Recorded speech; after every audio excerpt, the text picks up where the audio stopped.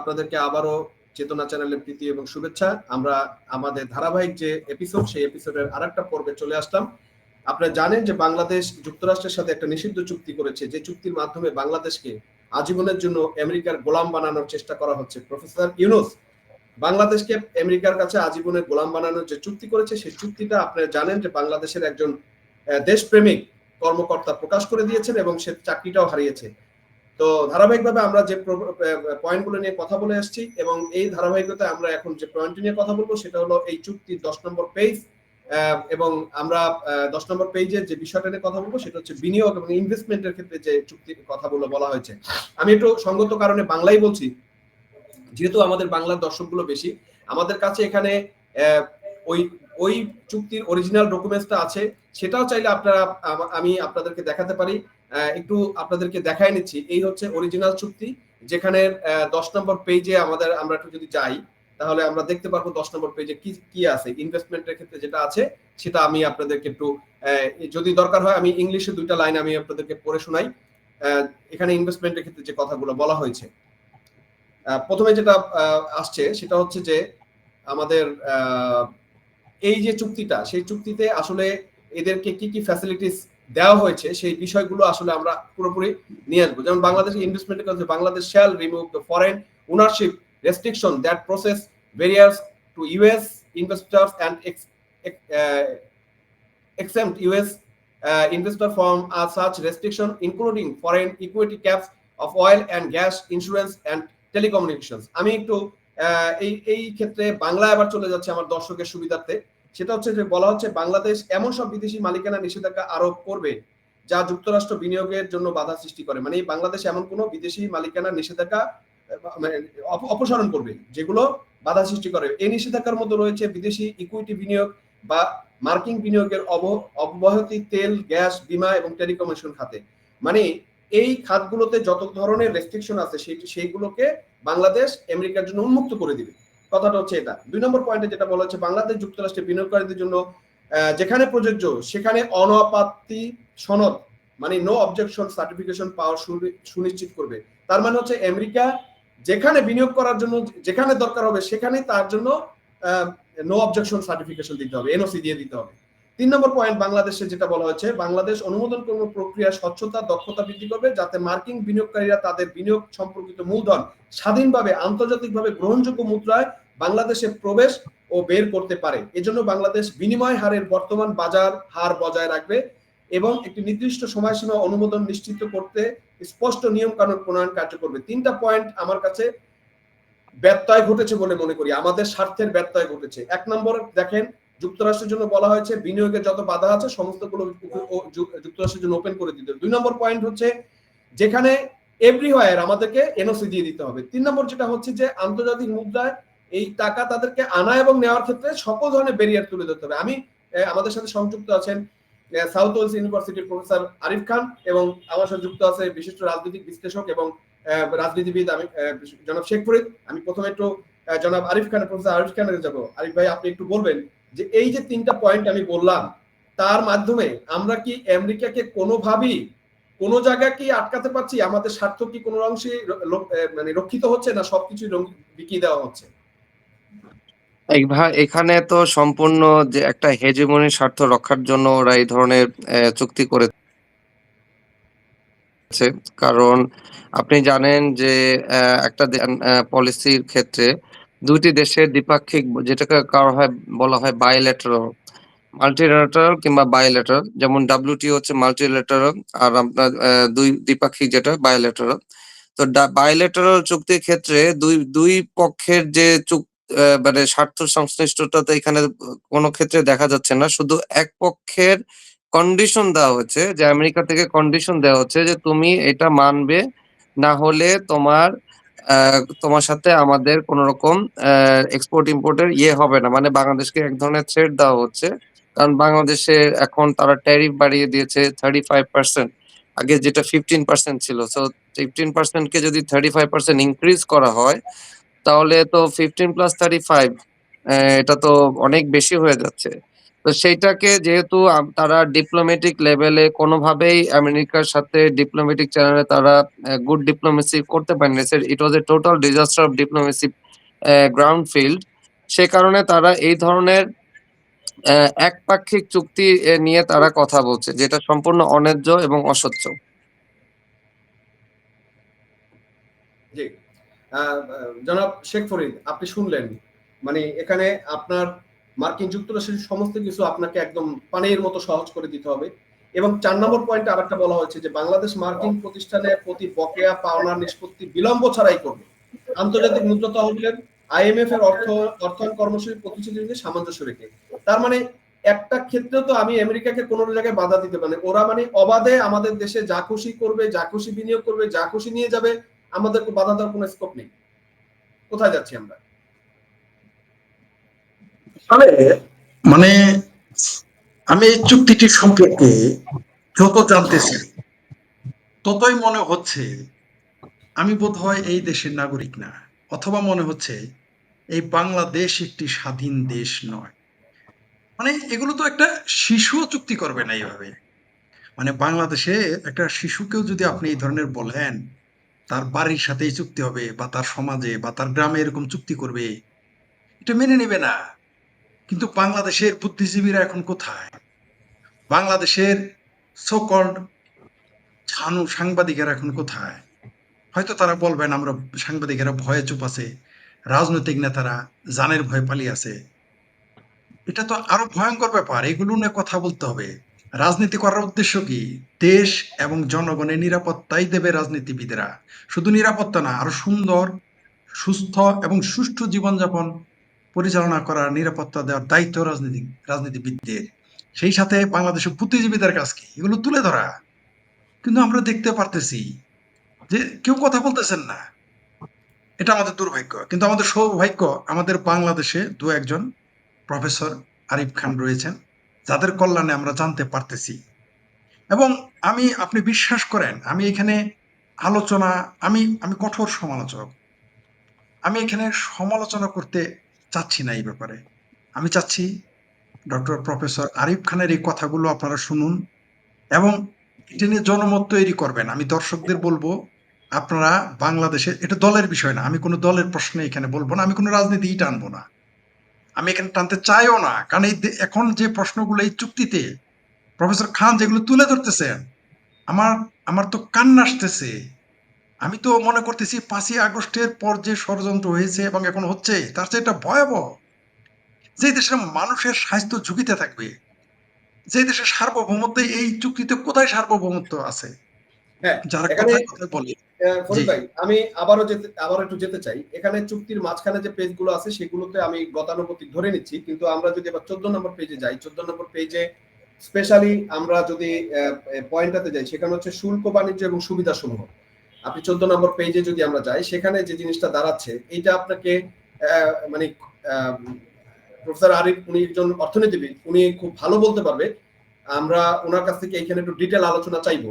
কারণ হচ্ছে যে এটা হচ্ছে কাস্টমস এবং ট্রেড ফ্যাসিলিটিস এর যে বিষয়গুলো আছে, সেখানে প্রথমেই বলা হচ্ছে, দেখেন 1 নম্বর পয়েন্টে, Bangladesh shall not deny the legal effect of a bill of landing issue by private party another private party for the carrier of goods solely on this basis that the bill of lading is the electronic format. আমি এরপরে বাকি অংশটা আমি একটু বাংলায় যাচ্ছি, কারণ দর্শকের সুবিধার্থে। সেটা প্রথম পয়েন্টই বলা হয়েছে, বাংলাটা আমি যদি বলি, বাংলাদেশের কোনো বেসরকারি কর্তৃপক্ষ অন্য কোনো বেসরকারি পক্ষকে ইলেকট্রনিক ফরম্যাটে ইস্যু করা বিল অফ লোডিং এর আইনগত বৈধতা শুধুমাত্র এর ইলেকট্রনিক রূপের কারণে অস্বীকার করবে না। 1 নম্বর পয়েন্ট। 2 নম্বর পয়েন্ট হচ্ছে, বাংলাদেশ জাতীয় রাজস্ব বোর্ড মানে এনভিআর মার্কিন বাণিজ্যকারদের দ্বারা জমা দেওয়া গোপনীয় তথ্য অনুমোদিত প্রকাশ থেকে সুরক্ষিত রাখবে। 3 নম্বর পয়েন্টে বলা হচ্ছে, যুক্তরাষ্ট্র থেকে আসা এক্সপ্রেস চালানোর জন্য বাংলাদেশ বিশ্ব শুল্ক সংস্থা মানে WCO ইমিডিয়েট রিলিজ গাইডলাইন্স বাস্তবায়ন করবে, যাতে কম ঝুঁকির প্যাকেজ দ্রুত ছাড়পত্র পায়। এবং 4 নম্বরে যেটা আসছে, সেটা হচ্ছে পরবর্তী পেজে 4 নম্বর পয়েন্টে যেটা বলা হয়েছে, বাংলাদেশ পরিবহনকারীদের বা তাদের এজেন্টদের নিচে ইম্পোর্ট জেনারেল মেইনফেস্ট বা IGM এর তথ্য automated system for customs data সংশোধন অনুমোদন দেবে, এমনকি IGM রেজিস্ট্রেশনের পরেও আইজিএম রেজিস্ট্রেশনের পরও Bangladesh WTA trade facilitation agreement মানে টিএফএ এর ধারা 1.4 সম্পূর্ণরূপে বাস্তবায়ন করে, যা তথ্য প্রকাশ ও প্রাপ্যতার সঙ্গে সম্পর্কিত। আমি প্রফেসর আরিফের কাছে জানতে চাই যে এই যে কাস্টমস, ভ্যাট কাস্টমস, এখানে যে ব্যত্যয়গুলো ঘটছে, এইগুলোতে আমাদের অর্থনীতির জন্য কি ধরনের বিপদ ডেকে নিয়ে আসতে পারে? আচ্ছা, প্রথমে বলি যে বিল অফ লোডিংটা কি? বিল অফ লোডিং হচ্ছে যখন আপনি আপনার এলসির এগেইনস্টে আপনি যখন পিএসআই হয়, মানে প্রি শিপমেন্ট ইন্সপেকশন হয়, তারপরে হচ্ছে আপনার বিল অফ লোডিংটা হবে। এখন বিল অফ লোডিংটা যদি ওরা ইলেকট্রিক্যাল ভার্সনও দিয়ে দেয়, সেটা আমাদের অ্যাকসেপ্ট করে নিতে হবে। মানে without a physical form of bill of loading আমি এটা অ্যাকসেপ্ট করে আমাকে ওকে পেমেন্টটা দিয়ে দিতে হবে।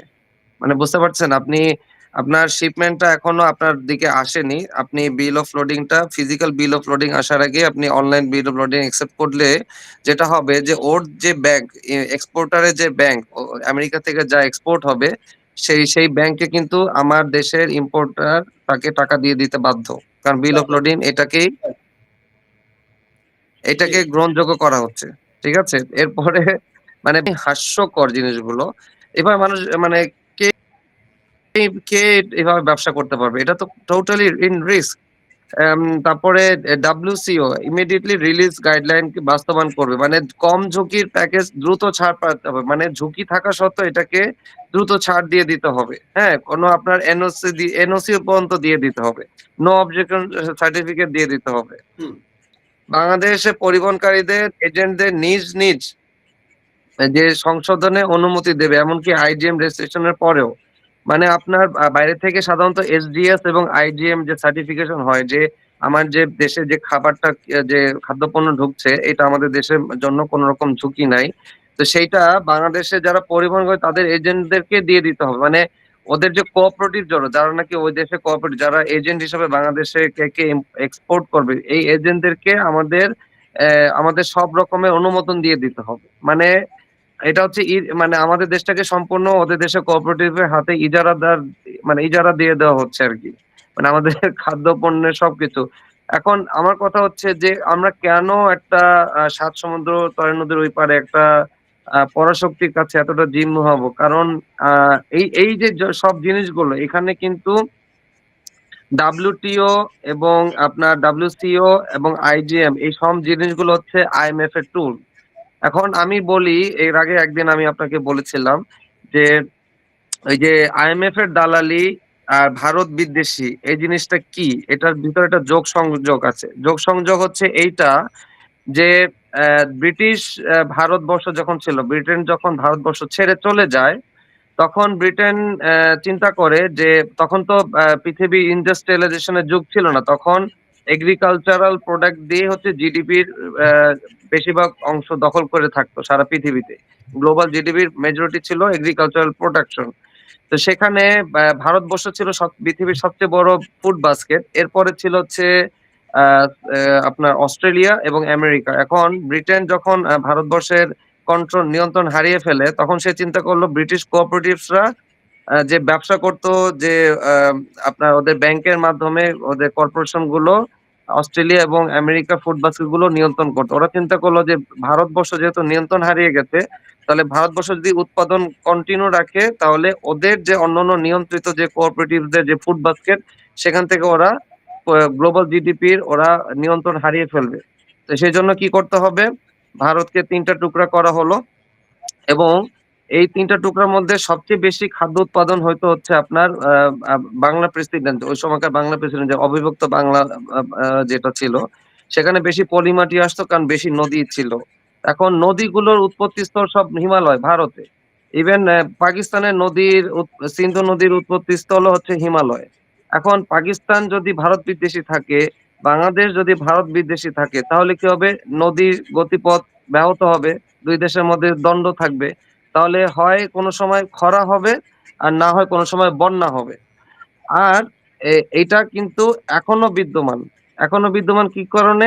আপনি দেখেন যে 2nd ওয়ার্ল্ড ওয়ার এর পরে কিন্তু ইউরোপ ইউনিয়নের সবগুলো দেশ তারা এই জাতি বিভক্তি, ওদের এত জাতি, এত ভাষা, এত ধর্ম, তারপর ওরা বিভক্তিটা ভুলে ওরা ইকোনমিক কমিশন করলো। ইউনাইটেড ইকোনমিক কমিশন করলো যাতে ওরা ওদের ইকোনমিক করিডোরটা ওপেন থাকলে এক দেশের সাপ্লাই চেইন আরেক দেশের সাথে ইয়ে করতে পারে, আপনার যুক্ত হতে পারে। যেমন ধরেন জার্মানিতে গাড়ির ইঞ্জিন তৈরি হচ্ছে, গাড়ির বডি পার্টস তৈরি হচ্ছে পোল্যান্ডে, হ্যাঁ? তো গাড়ির উইন্ডশিল্ড গুলো তৈরি হচ্ছে আপনার ইটালিতে। ঠিক তেমনি বা ভারতের যদি কোনো এক দেশে ইঞ্জিন তৈরি হতো, তার উইন্ডশিল্ড তৈরি হতে হতো বা পাকিস্তানে, কারণ ওখানে বালি বেশি পাওয়া যায়। সেটার যে আপনার যে রেয়ার আর্থ মেটেরিয়ালস গুলো ভারতে পাওয়া যায়, সেখানে হয়তো বা ক্রিটিক্যাল ইলেকট্রনিক্স গুলো তৈরি হতো। তো এই যে সাপ্লাই চেইনটা এই ভারতবর্ষে চলে আসবে ইউরোপ আমেরিকা থেকে, এটা তারা চায় না। এই জন্য এখনো এটাকে ফান্ডিং করা হয় ভারত বিদ্বেষী যে মানে আপনার যে প্রোপাগান্ডা কিংবা এই ধরনের জিও পলিটিক্স এবং আপনার ডোমেস্টিক পলিটিক্স। এখন আমি আসি, আইএমএফ এর দালালি করলে কি হয়? আইএমএফ এর দালালি করলে, আইএমএফ এই যে বাংলাদেশে কিছুদিন আগে $1.5 বিলিয়ন লোন নিল, এটা দিয়ে কি করলো? বাংলাদেশে অস্থিতিশীলতা তৈরি করে বাংলাদেশকে দিয়ে এই যে আহ, ব্রিটেন থেকে $900 মিলিয়ন একটা রাডার সিস্টেম আনা হয়েছে, যাতে বিবিসি শেখ হাসিনার বিরুদ্ধে কিছু প্রপাগান্ডা করে। এবং ওই রাডার সিস্টেমটা বসানো হয়েছে লালমনিরহাটে, যাতে লালমনিরহাটে আবার তারা ওইখানে এয়ার বেস করবে। এবং সেটার কারণে কিন্তু কিছুদিন আগে আমরা দেখলাম একটা এয়ারক্রাফট ক্র্যাশ হলো, তার মানে কি নতুন ফাইটার জেট কিনতে হবে। হ্যাঁ, তো এই যে Jio political tension, border conflict তৈরি করে রাখবে, তাহলে কি হবে? এই দেশের লোন লাগবে, এই দেশে তখন আর ফরেন ডাইরেক্ট ইনভেস্টমেন্ট আসবে না। স্বাভাবিক, আপনার দেশের সাথে যদি আপনার প্রতিবেশী দেশের সাথে যদি সম্পর্ক খারাপ থাকে, যুদ্ধ লাগার সম্ভাবনা থাকে, কেউ তো এখানে ইনভেস্ট করবে না, এখানে সবকিছু লোন আনতে হবে। তো এইটা হচ্ছে আইএমএফ এর দালালি। এবং লোন আনলে কি হয়? আপনার একটা ইনভেস্টমেন্টের যে সেটা প্রফিট হলেও ইন্টারেস্ট দিতে হবে, লস হলেও ইন্টারেস্ট দিয়ে যেতে হবে। কিন্তু যদি আপনার ইনভেস্টমেন্ট আসতো, এফডিআই আসতো, তাহলে এটা লস হলে কাউকেই কোনো ইন্টারেস্ট দিতে হতো না। যারা যারা ইনভেস্ট করছে তারা তাদের লস শেয়ার করতো, আর প্রফিট হলে সবাই প্রফিট করতো, কিন্তু প্রফিটের ডিভিডেন্ড ট্যাক্স বাংলাদেশে এনবিআর পেত। বাংলাদেশ এনবিআর তিন ভাবে পয়সা পেত। পিপিপি, প্রাইভেট পাবলিক পার্টনারশিপ, যারা ফরেনার তারা ইনভেস্ট করলে সেটার তারা যে প্রফিট পেত সেটার ট্যাক্স পেত বাংলাদেশে এনবিআর। যারা কর্পোরেশন, বাংলাদেশের প্রাইভেট কর্পোরেশন যারা, তারা ইনভেস্ট করলো সেটারও প্রফিট ডিভিডেন্ডের ট্যাক্স পেত। এবং বাংলাদেশের সরকার যতটুকু ইনভেস্ট করতো সেটার প্রফিট বাংলাদেশ সরকার ঘরে নিত। এবং এইটার মাধ্যমে কি হতো? বিদেশ থেকে আমাদের যারা যাকে ইনভেস্ট করে তারা কিন্তু টেকনোলজি ট্রান্সফার করে। ওই টেকনোলজি তাদের উৎপাদন করতে 50 বছর লেগেছে হয়তো বা, সেটা ইনভেস্টমেন্ট আমার R&D করা লাগতেছে না, রিসার্চ ডেভেলপমেন্ট করা লাগছে না। এবং বাংলাদেশের থেকে যে এটা ইনভেস্ট হয়ে যে এই প্রোডাকশনটা, জিডিপি বাড়ছে, এই প্রোডাকশনটা দেশের বাইরে যে এক্সপোর্ট করছে, এই এক্সপোর্ট করা মার্কেটও কিন্তু যারা ইনভেস্ট করছে তারা তৈরি করে রেখেছে, সেই জন্য তারা ইনভেস্ট করছে। তো সেই মার্কেটটা আমাদের তৈরি করে, সেটা করতেও কিন্তু খরচ লাগে। হ্যাঁ, 20-30 বছরের সময় লাগে মার্কেট তৈরি করতে। আবার বাংলাদেশে যারা এই যে ইনভেস্টমেন্ট করলো, এটাতে যারা নাকি কাজ করবে, এই টেকনোলজিতে যারা নাকি ইউজ হবে, যেমন এই যে পদ্মা সেতু এখন নির্মাণ হলো, পদ্মা সেতু নির্মাণ করতে যে টেকনোলজি এখন কিন্তু আমরা শিখে গেছি, আমাদের ইঞ্জিনিয়াররা কিন্তু আরেকটা সেতু তৈরি করতে পারবে। এবং এটার জন্য যে স্পেশাল হ্যামার, এই হ্যামারটা আমরা এখানে অর্ডার দিয়ে তৈরি করেছি, আমরা কিন্তু আরো কয়েকটা পদ্মা সেতু হ্যামার দিয়ে তৈরি করতে পারবো। এই যে টেকনোলজিটা চলে আসছে, এবং আমার দেশের লোক যে এটাতে স্কিল ডেভেলপ করেছে, এবং এটা দিয়ে যে আমরা যে ইনকাম করছি, আমরা যে অর্থনৈতিক, যারা ইঞ্জিনিয়াররা কাজ করছে, ধরেন এই যে হিউন্দাই গাড়ি কোম্পানি, এখানে ইঞ্জিনিয়াররা কাজ করছে, তারাও কিন্তু ইনকাম করছে। এটাতে দেশের মানুষের হাতে টাকা আসছে, স্টিমুলাস হচ্ছে। এইটা চাচ্ছে না তারা। এইটাই হচ্ছে আইএমএফ এর দালালি, এবং এটা হচ্ছে ভারত বিদ্বেষী চমৎকার পলিটিক্যাল বলেছেন ব্যবসা। প্রফেসর আরিফ, আপনি অত্যন্ত চমৎকার বলেছেন, মানে হ্যাটস অফ আপনাকে, মানে একদম খোলাসা করে বলেছেন। জানো শেখ ফরিদ, আপনি এটার উপরে একটু সংক্ষিপ্ত বলবেন, আমরা তারপর এপিসোডটা শেষ করব। আমি আমি মিস্টার প্রফেসর আরিফ খান, আমি দীর্ঘদিন বাংলাদেশের বহু বুদ্ধিজীবীদের সাথে চলেছি, বহু লেফট পলিটিশিয়ানদের সাথে চলেছি, এবং রাইট পন্থী যারা দক্ষিণ তাদের সাথে চলেছি।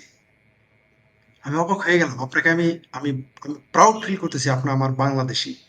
আপনি বাংলা ভাষায় কথা বলেন। আপনি আজকে যে বক্তব্য দিলেন, আমি শিওর এই বক্তব্য আজ পর্যন্ত বাংলাদেশে কেউ দেয় না, আমি দায়িত্ব নিয়ে বলতে পারি। আপনাকে অসংখ্য ধন্যবাদ যে আপনি আপনার রিসার্চটা এখানে তুলে ধরলেন। আমি আইএমএফ নিয়ে অনেক স্টাডি করেছি, আমার এটা মাথায় ছিল না। বাংলাদেশে যে ভারত বিরোধিতা, এটার পিছনে যে অর্থনীতি, আমি ভেবেছিলাম শুধুমাত্র সাম্প্রদায়িকতা, কিন্তু এখানে যে অর্থনীতির একটা বিশাল একটা তত্ত্ব কাজ করতেছে আগে পিছনে, এটা আমি মানে আসলেই আপনার আমার কাছে কেন যেন মনে হচ্ছে আমি যদি আপনার ছাত্র হতে পারতাম আমার কাছে খুব ভালো লাগতো। অনেক কিছু আমি শিখতে পারতাম। আমি আপনার কাছে শিখবো নিঃসন্দেহে। রাজনৈতিক আলোচনায় আসি। আপনি দেখেন আপনি যেটা বললেন এটা তো ঠিক যে এই পলির সাথে আমাদের সম্পর্ক। আমি অবাক হয়ে গেলাম এই দেশের সলিমুল্লাহ খানেরা এগুলো বলে না। আনু মোহাম্মদ স্যাররা এগুলো বলে না। ফরহাদ মাজাররা এগুলো বলে না। এরা কেন বলে না? এর কারণ ওই যে আপনার প্রশ্নেই আছে জবাব যে আইএমএফ এর দালালি তো করতে হয় কারো না কারো। ভারত বিরোধিতা আজ এখানে একটা অর্থনীতির সাথে সম্পর্ক। সম্ভবত এই জন্যে আমি মার্কসকে যত না রাজনীতিবিদ হিসেবে মনে করি, তার চাইতে তাকে আমি অর্থনীতিবিদ হিসেবে বেশি শ্রদ্ধা করি। মার্কস বলেছিলেন যে পৃথিবীর সবকিছুতেই অর্থনীতির সাথে সম্পৃক্ত। যেকোনো ঘটনার সাথেই। তার কথা তো ঠিক আপনার সাথে মিলে গেল। তিনি সেই ১৮০০ শতকে বলে গেছেন। অর্থাৎ আমরা বাংলাদেশের বন্যা এবং খরা এইটার সাথে অর্থনীতির সম্পর্ক। এর সাথে সাম্প্রদায়িকতার সম্পর্ক কম। আমি তো অবাক হয়ে গেলাম আপনার রিসার্চে। আমার মনে হয় যে এগুলোকে আপনি যে তথ্যটা দিলেন আমাদের বাংলাদেশের রাজনীতিবিদদের এগুলো নিয়ে গবেষণা করা উচিত। আপনার কথার উপরে। আমি আপনাকে ধন্যবাদ জানাই এই কারণে আবারও দিলাম ধন্যবাদ। সেই সাথে আমি জনগণকে বলবো, আমার দেশের আমার মাতৃভূমির জনগণকে বলবো, ভাই আপনারা এগুলো বিবেচনা করেন। এগুলো আপনারা আপনার রাজনীতিবিদকে চাপ দেন যে এগুলো কেন তারা বলে না? এই সত্যগুলো কেন তারা বলে না? আর এখন আমি ফরিদ এটা বললে এবং আমাদের এডিটর সাহেব এটা বললেও এত গুরুত্ব পেত না। আমরা ১,০০,০০০ বার বললে হয়তো মানুষ বিশ্বাস করতো। যেহেতু আপনি নিজে অর্থনীতিবিদ, অধ্যাপক, প্রফেসর, আপনার কথা অবশ্যই দলিল আছে, দালিলিক হিসেবে এটা গ্রহণযোগ্য। এবং আমরা এটা কথা দিতে পারি আপনাকে, আপনার এই বক্তব্য আমরা আমাদের চ্যানেলের মাধ্যমে এবং আমি ব্যক্তিগতভাবে জনগণের কাছে পৌঁছে দিব। আমার বিশ্বাস আপনি বাংলাদেশে রেভলিউশন আনবেন। আমি কোনো রাজনীতিবিদের কথা, কোনো দলের কথা বলতেছি না। এখানে আমরা দেশের কথা বলতেছি। আমার দেশের জনগণের স্বাস্থ্য ঝুঁকি, আমার দেশের অর্থনীতির যে ঝুঁকি আপনি তুলে ধরেছেন, এটা আমরা জনগণের কাছে পৌঁছাবো। আর আমার দেশের জনগণকে বলবো, ভাই আপনারা প্রফেসর আরিফ খানের কথাগুলো শুনেন, বুঝেন।